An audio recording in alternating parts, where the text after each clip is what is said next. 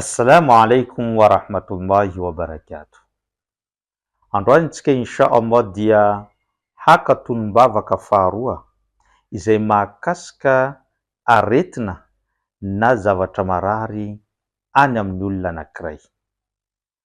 Misy lehilahy anankiray antsoina hoe Othman ibn al-As, nandeha nitaraina tamin'ny mpaminany sallallahu alaihi wasallam ka niteny taminy hoe: "Ory irakin'i Allah, aty amin'ny vatako de misy zavatra marary ary tena marary tokoa, nefa tsy mahita zaho hoe ahoana fomba nasitranako an'izany zavatra marary zany."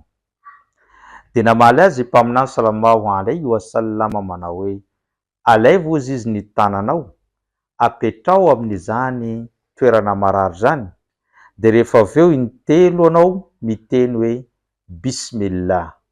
Zany hoe teneno intelo ny bismillah.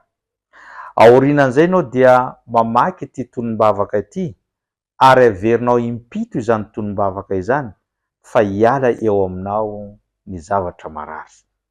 Ity lay tonom-bavaka: "A'udhu bi'izzatillahi wa qudratihi min sharri ma ajidu wa uhadir."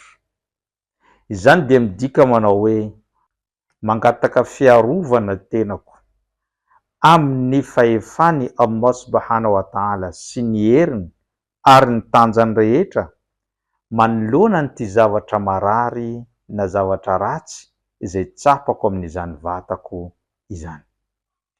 De mitantara Othman ibn al-As manao hoe: "Nataoko tokoa izany zavatra izay niteneniny mpaminany sallallahu alaihi wasallam izany, dia noesoriny Allah subhanahu wa ta'ala tamiko ilay zavatra marary teo amiko." Midika izany, indraindray atsika amin'ny alimbe tratran'ny aretin'nify ohatra, na tsika amin'ny fotoana izay tsy ahafahanao miala amin'ny toerana mandeha any amin'ny hôpitaly na amin'ny dokotera, misy zavatra manindrona na manotika ny kibo na misy zavatra somary mampijaly anao tsy fahasalamana, de alaivo ny tananao havanana, apetrao amin'izany toerana marary zany, de mitenena anao intelo hoe bismillah, averina intelo.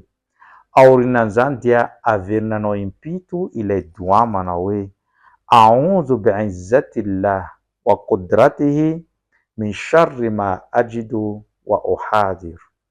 Raha averinanao impito zany de insha Allah ho azonao ny fahasitranana avy amin'ny Allah ary esoriny Allah amin'ny vatanao izany zavatra marary zany, tahaka ny nanesorany tamin'ny sahaba antsoina hoe Othman ibn al-As izany.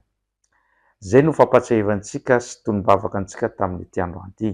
Insha Allah manaraka mitondra tonom-bavaka hafa indray fa mangavy anao ampitao any amin'ny hafa ity video sy ny tonom-bavaka ity mba ahafahan'ny sasany mahazo an'izany tombotsoa izany. Wassalamu alaikum wa rahmatullahi wa barakatuh.